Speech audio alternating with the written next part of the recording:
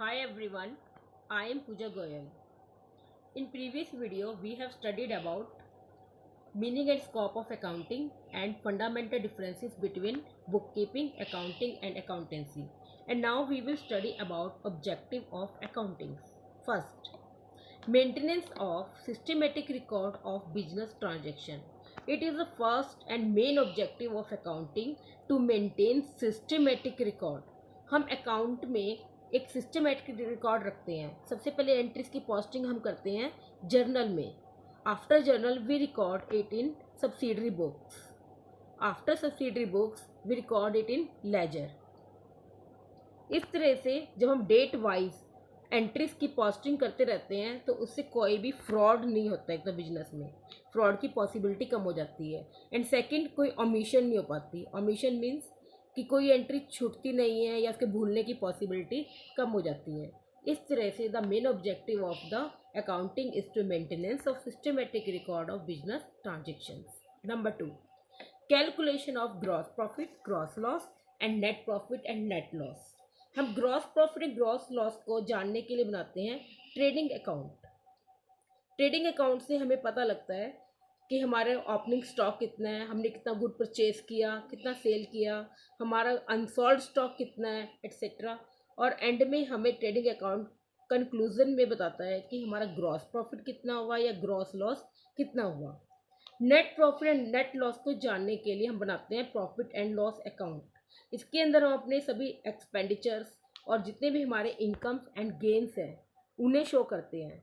और ये हमें शो करता है फाइनली कि हमारा नेट प्रॉफिट हुआ तो कितना हुआ, नेट लॉस हुआ तो कितना हुआ. इस तरह से calculation of gross profit and gross loss and net profit and net loss is also objective of accounting.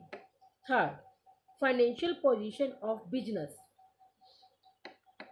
Account हमें ये भी बताता है कि हमारी बिजनेस की फाइनेंशियल पोजीशन क्या है. फाइनेंशियल पोजीशन जानने के लिए हम बनाते हैं बैलेंस शीट. बैलेंस शीट की 2 साइड होती हैं. राइट हैंड साइड में हम शो करते हैं हमारी एसेट्स को, जितनी भी हमारी एसेट्स हैं, building, plant, machinery etcetera. And left hand side में हम शो करते हैं हमारी लाइबिलिटीज़ एंड कैपिटल. इस तरह से बैलेंस शीट हमारी फाइनेंशियल पोजीशन को शो करती है कि एक बिजनेस की फाइनेंशियल पोजीशन क्या है, हमारे पास कितनी एसेट्स हैं, कितनी लाइबिलिटीज़ हैं और कितनी कैपिटल्स हैं. Next, to portray the liquidity position. Another objective of accounting is to provide information how an enterprise obtain and spend cash. कि एक ऑर्गेनाइजेशन कैश को कहाँ से obtain कर रही है और कहाँ पे स्पेंड कर रही है. इसके लिए हम बनाते हैं कैश फ्लो स्टेटमेंट. इसके अंदर आगे सब हेड्स होते हैं. Cash from operating activities, cash from investing activities and cash from financing activities. उसके थ्रू हमें बिजनेस की लिक्विडिटी पोजीशन के बारे में पता लगता है. नेक्स्ट ऑब्जेक्टिव है टू फाइल टैक्स रिटर्न. कोई भी ऑर्गेनाइजेशन है उसको गवर्नमेंट को टैक्स पे करना होता है, जैसे GST, goods and service tax. तो इसको पे करने के लिए भी रिकॉर्ड के थ्रू ही पता लगाती है ऑर्गेनाइजेशन कि टैक्स कितना रिटर्न, टैक्स रिटर्न कितनी फिल होगी. And last one, communicating information to various user. Another main objective of accounting is to communicate the accounting information to various interested parties like owners, investors, creditors, bank, employees, and government authorities, etc. The information helps them in taking sound and judicious decision about the business entity. Thus, these 6 are the objective of accounting. Now let's discuss about limitation of accounting कि accounting की क्या limitation है, accounting की क्या कमियाँ हैं. First, omission of qualitative information. Account contains only those information which can be expressed in money terms only monetary terms, but it ignores qualitative information like change in management, reputation of the business, cordial management, labor relationship, firm's ability to develop new product, etc., which have a vital bearing on the profitability of the firm. जिसका कि profitability पर बहुत ज़्यादा effect पड़ता है. But all these are ignored because all of these are qualitative in nature. Thus, this is the very big limitation of accounting. Second, based on historical cost. Accounts are prepared on the basis of historical cost, such as original cost. The asset remained undervalued in many cases, particularly land and building or long-term assets. The outcome of this practice in the balance sheet is that the value of assets are not helpful in estimating the true financial position. Suppose कि land and building की value हमारी asset में shown है 1 lakh, but इसका market price है 6 लाख, तो it means हमारी जो फाइनेंशियल पोजीशन है वो ट्रू पोजीशन शो नहीं कर रही. Next, influenced by personal judgement. Accounting is as yet an exact science. अभी हमने लास्ट में पढ़ा है कि जो अकाउंटिंग है वो एक साइंस है, एक पर्टिकुलर रूल्स होते हैं जिन्हें अकाउंटेंट को फॉलो करना पड़ता है. But yet he has to exercise his personal judgement in respect of various aspect. कई जगह पे उसे अपनी जजमेंट लगानी पड़ती है. लाइक डेप्रिसिएशन है, डेप्रिसिएशन लगाने के कई मेथड हैं, straight line method, reduced cost method. अब यहाँ पे अकाउंटेंट की मर्जी है कि वो कौन सा मेथड यूज़ करेगा. Thus, accountings are influenced by personal judgment. Next, based on accounting concept and convention. Accounting concept and convention ये हम आने वाली वीडियो में देखेंगे कि अकाउंटिंग के कुछ कंसेप्ट और कन्वेंशन है जिनके बेस पे हम अपने अकाउंट्स मेंटेन करते हैं. For example, convention of conservatism. According to this, the profit and loss does not disclose the true profit of the business because future losses are provided whereas future income are ignored. कि यदि हमें पता है कि future में कोई loss होने वाला है, हम उसको तो शो कर देते हैं, बट कोई फ्यूचर में इनकम होने वाली है हम उसे शो नहीं करते. इस तरह से वो प्रॉफिट को ऑलवेज कम ही शो करता है. दस, अकाउंटिंग कंसेप्ट एंड कन्वेंशन की वजह से भी ट्रू पोजीशन हमें पता नहीं लग पाती. Next, incomplete information. Accounting statement provide only the incomplete information because the actual profit and loss of a business can be known only when the business is closed.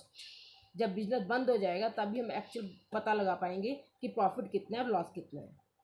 6, affected by window dressing. अब window dressing क्या होता है?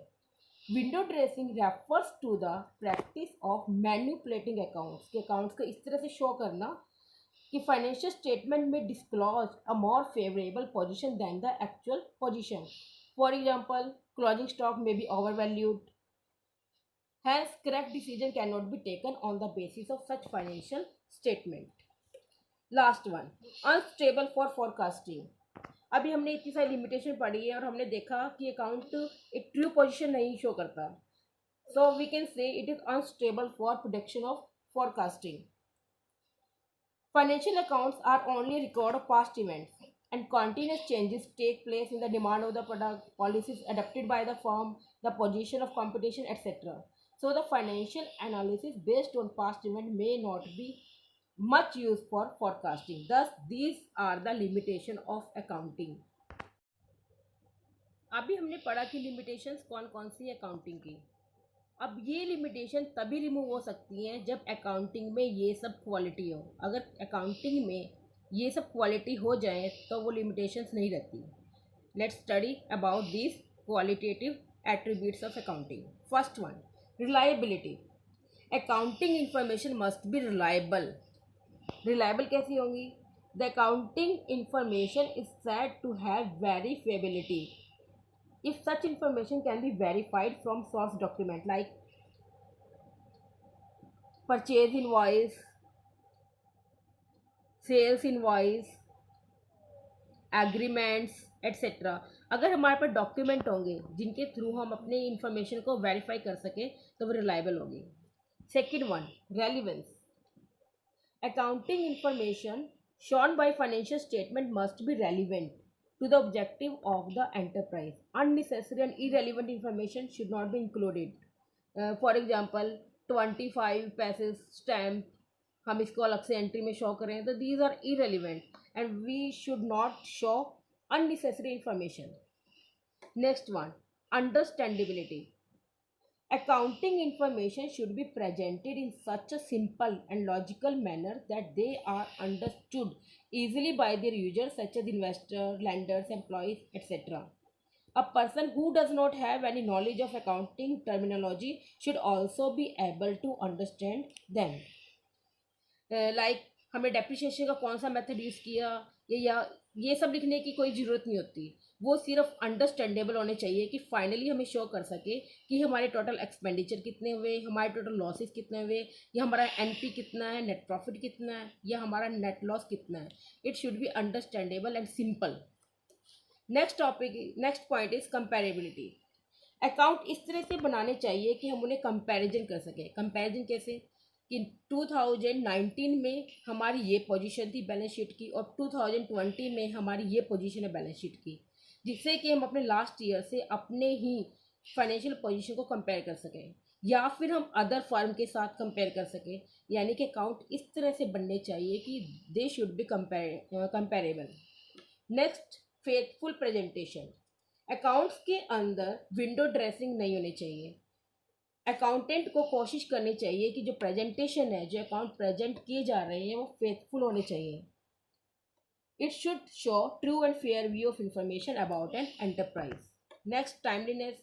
Account time पे prepare होने चाहिए। ऐसा नहीं कि जिस टाइम हमें उसकी ज़रूरत थी अकाउंट किस टाइम में वो उस चीज़ को बाद में शो कर रहा है। लास्ट इज कंप्लीटनेस, और अकाउंट कंप्लीट होने चाहिए, कोई इन्फॉर्मेशन उसमें छुटी हुई नहीं होनी चाहिए। Thus these are the qualitative attributes of accounting। अगर हम इन्हें फॉलो करते हैं, अगर ये सब एट्रीब्यूट्स हमारे अकाउंट्स में है, तो कोई लिमिटेशन अकाउंट्स की नहीं रहती। I think you have understood this topic properly. अगर आपको मेरी वीडियो पसंद आई है तो प्लीज़ इसे लाइक एंड सब्सक्राइब करें। Thank you.